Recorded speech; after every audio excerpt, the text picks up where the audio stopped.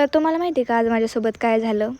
मी आज निघाले होते पशुपतीनाथाच्या मंदिरात आणि मित्रांनो, जर तर मी उपवास धरत असताना, महादेवाची पूजा करत असताना आणि दुसऱ्याबद्दल जर वाईट विचार करत असताना, तर तुमचं सगळं व्यर्थ आहे आणि प्राण्यांना जीव लावा, सगळं तुमच्यासोबत चांगलं होईल.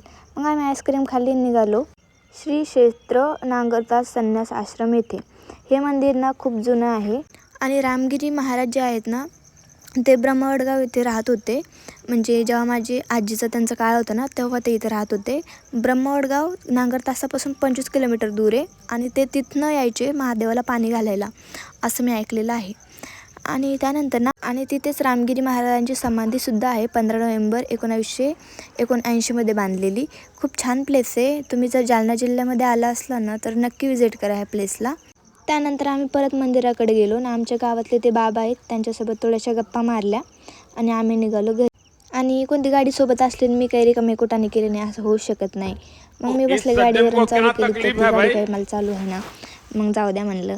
मग दिली डबल माझ्या भावाकडं आणि आम्ही रस पिऊन गेलो घरी.